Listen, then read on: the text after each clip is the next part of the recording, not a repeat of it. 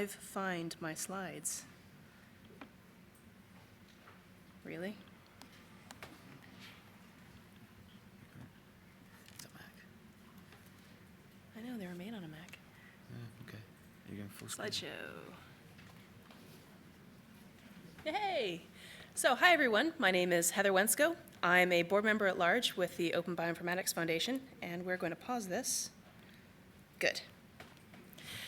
The OBF is, like I said, the Open Bioinformatics Foundation, and our mission is we're dedicated to promoting the practice and philosophy of open source software development and open science within the life sciences. But more broadly, we'd like to lower the barrier to entry for working in openness or working openly in the sciences. We were founded in 2001 to support the BioStar projects, which Nomi talked a little bit about, and related projects, and we formally established a membership and bylaws in 2005. In the US, we'd say that we're a 501c3 tax-exempt nonprofit, and we have a fiscal sponsor, Software in the Public Interest. They manage the books and the accounting for a lot of different software and open-related projects, some of which you would have heard of. And the OBF is entirely volunteer-run. If you have more questions or if you want to get in touch, we're at www.open-bio.org, and I'll be talking a little bit more about our website later on, which is also open. We try to have everything open and available. You can go to our GitHub repository, you can see the source code for our website, you can see our bylaws, you can see our meeting minutes, everything is there. You can open pull requests just like any other open project. What is it that we do? We sponsor and run BOSC primarily. It's our flagship conference, and welcome to all of you. I was really, really excited to see so many hands raised for new people. That's fantastic. We organize CodeFests and hackathons. One of them is immediately following this conference, the CodeFest. It's always fun if you can possibly come, even just for one day, even for half a day. Turn up, meet people, find out about the projects that are going on. It's always a good time. We are a mentoring organization in the Google Summer of Code, and we also administer the OBF Travel Fellowship to promote diversity in bioinformatics events. I'll be talking a bit more about that in a minute as well. The day-to-day also, we manage servers, colocation facilities, bank accounts, domain names, and other assets for the benefit of our member projects. So those are the BioStar projects, BioPerl, BioPython, MBOSS, etc. We have a board, and we're run by an entirely volunteer board. Most of those people are here, and so I'm going to ask everyone to kind of turn around and wave. Our president is Hilmar Lapp.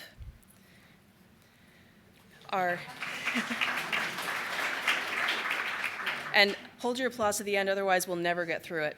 Our treasurer is Peter Koch. And Chris can't be here today, but he'll be dialing into our public meeting tomorrow. He's our treasurer. And then we have 4 members at large: Nomi Harris, who you've already met, myself, Bastian Grishakis-Tavares, and Yo Yehudi.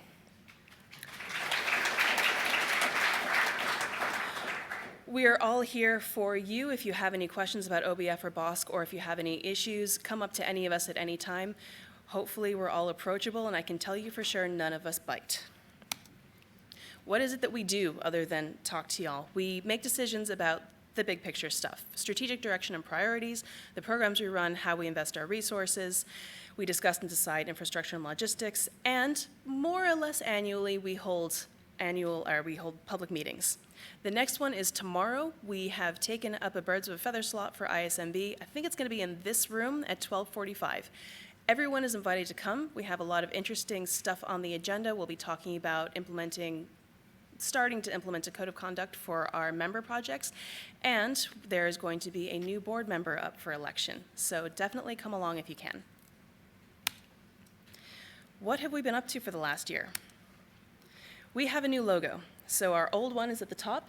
It's very charming, and it was lovely when it was first made, but we decided we wanted to sort of update it. So last year, we had a birds of a feather about getting involved in OBF, and one of the many fantastic things that came out of that was our new logo, which is much modern, more modern, and a bit slicker. We got 3 people actually to volunteer to create logos, and then the community voted on them, and Alex Lafita's one was chosen as the winner. Now you can see that we have stickers in the back with our new logo. It's all over our website. We're really, really proud of it. And because it came from the community, that makes it even more special. We also have a new website. Our old one was based on the MediaWiki sort of template. It was great, it was serviceable, but now we have a new, slick, modern-looking one that we worked with an outreachy intern, Dipashu Deshmukh, on, and that was mentored by Yo Yehudi. We're really excited about the new website. It's just as easy to interact with as the old one, but it's a more updated look to go with our updated logo. We also participated in the Google Summer of Code, which I'm not going to tell you anything about because Kai is up next, hopefully, if Kai has made it in. Ah, yes, there you are, good, to tell you how that went. And he is the organizer summer in and summer out for GSOC, and we're very, very grateful to him for all of that work. One of the big things we do is the OBF Travel Fellowship, which is meant to promote diversity at bioinformatics events, including conferences and hackathons. We started it in 2016, and there are 3 application rounds annually. The deadlines are the 15th of April, August, and December, which means the 15th August deadline is fast approaching. The application process is pretty simple, and then if you're accepted, you can get reimbursed up to the equivalent of US $1,000 for conferences, hackathons, anything, and the only thing you have to do for that is write us a blog entry. Fellowships can be awarded retroactively. So, for example, if you find that you need travel assistance for your trip here to Basel, you can apply in the 15 August round and possibly get awarded a reimbursement for that. The initial donation was from NES Cent, and we are funded. The funding is secure for the next few years. We're always looking for sustaining sponsors, but we're going to be doing it for a few more years yet. And we're pretty proud of it. It's worked really well. A lot of people have been able to go to events that they otherwise wouldn't have been able to. And with that, I'm probably going to hop off the stage and cede it to Kai. But if you have any questions or if you want to know more about the OBF, there's our website. Reach out to us on Twitter. Check out our repository on GitHub, or keep up with the blog. Or if you're really excited, you can become a member. Membership is open to anyone who is interested in and aligns with the objectives of the OBF. By attending BOSC, you already count. So you can go to our website, you can fill in the membership form. What would you get out of this? At the moment, we have a newsletter. It's not super spammy. It's at most once a quarter, and it'll keep you up on what's going on with OBF, with BOSC, and in the open community.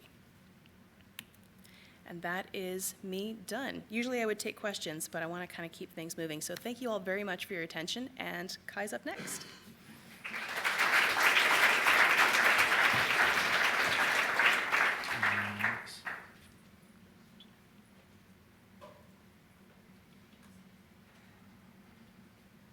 Okay. Great. So thanks, Heather, for sort of passing over the mic. So I'm here to tell a bit about what happened with OBF in the Google Summer of Code. So for those of you who don't know about this, Google Summer of Code is a sponsorship program run by Google that started in 2005, and sort of like the informal motto of it is like flip code, not burgers, with the idea of getting students to work on open source software on their summer vacation instead of like getting some job at a fast food joint or something else. It's sponsored over like 13,000 students total in the last many years.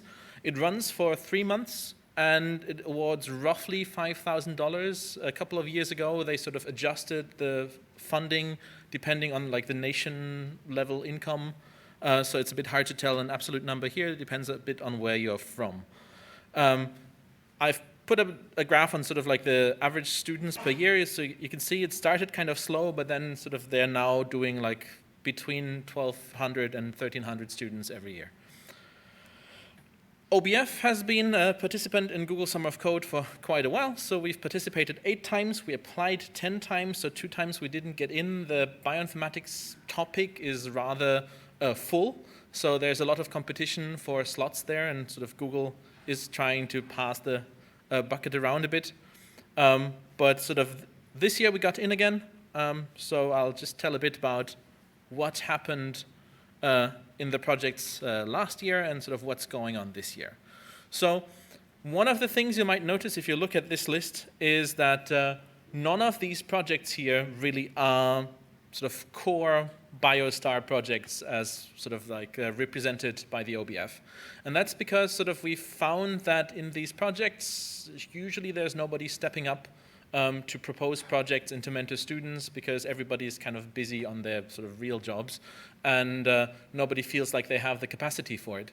And so a couple of years back, just to sort of keep the whole thing going, the OBF decided to go and open this up to some more projects that basically are aligned with the OBF overall mission. So other open source projects, ideally some that sort of use OBF supported projects to get their job done. And so that's what we've done since 2016, I think. So you can see this here as well. So in 2018, we had a couple of people working. So I'm not going to try to pronounce the names because I always hate it when other people butcher my name.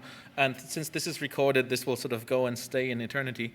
But we had a student work on OpenCobra, which is a molecular modeling, metabolic modeling software or library framework. And there's a Python version of it. And the student was working on constraint-based modeling there. So supervised by one of my colleagues at the Institute who was really, really happy with how the overall project worked.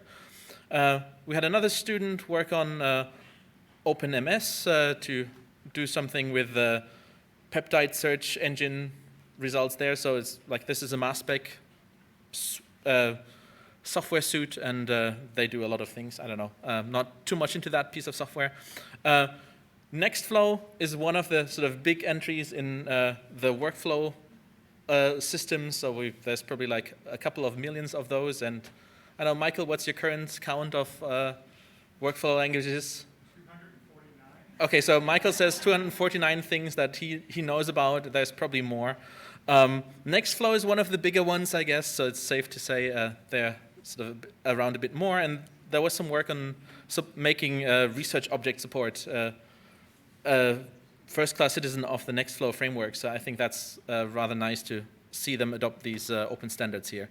Then there were two projects working on Bio.js, both on like front-end and back-end for the Bio.js website. We'll see one of these names turn up again in this talk. So like this is actually one of the really, really nice outcomes of Summer of Code. Ideally, you don't just want to like give the students a slot to work on open source software over one summer and earn some money on it. I mean, like that's what happens most of the time. But ideally, you turn these people into sort of longer-term contributors to your project, right? And sort of that's the end goal. I've been involved in every Summer of Code Google has run over the past many, many years. And I think sort of the success rate for that is rather low. So it's single digits percentages. But occasionally, you get lucky with that. So this year, we sort of scaled down a bit because we just didn't see that many interesting applications, but the ones that we ended up selecting, I think, are all very nice. So we have like a buzzword-compliant topic here, adding blockchain and hyperledger support to the Journal of Open Data Publications. I think that was sort of like really nice to get the like our buzzwords checked off from the bingo chart. There's some work on the BioD project to add variant graph support. I'm mentoring a student myself working on some server infrastructure for the anti-smash project. That is a bit more experimental, so we don't have any time to commit core employees to that, but it's really, really nice to mentor a student to try with play with some new web technologies here. There's a BAM to ADAM converter based on the Sambamba code base. That is being worked on, and last but not least, there's another Bio.js project this year around adding an automated generator for Bio.js components, so making it much, much easier to build Bio.js components. Quick outlook to 2020. We're obviously going to apply again to this, provided Google is running this again, but sort of, I mean, they never pre-announced this, but we can pretty much take it as a given that they'll do. And as always, I'm going to repeat my call here. If you're developing for one of the OBF core projects, I would love to see project proposals from the OBF core projects again. And I know it's a bit of work to mentor these students, but really, I would like to see some of these proposals again. I think there's some really fun things that could be tackled in the course of a Google Summer of Code. And with that, I'll sort of close up. So 2 shout-outs in particular. So these are all the mentors who are mentoring this year. Specific shout-out, or like involved, to Michael, who's been sort of my co-organizer in crime. And another shout-out to Sartak, who is a returning student, but this time not sort of returning as a student, but returning as a mentor instead. So like he's one of the success stories that we have in Summer of Code, working as a student last year and now feeling sort of involved in Bio.js enough to feel confident to actually mentor a student this time around. So I think this is one of the really, really nice stories. And then I have like a legally obligatory slide from my employer, but like just ignore that one. Okay, and I guess with that, we're sort of over with the time, and I'll just pass to the next person.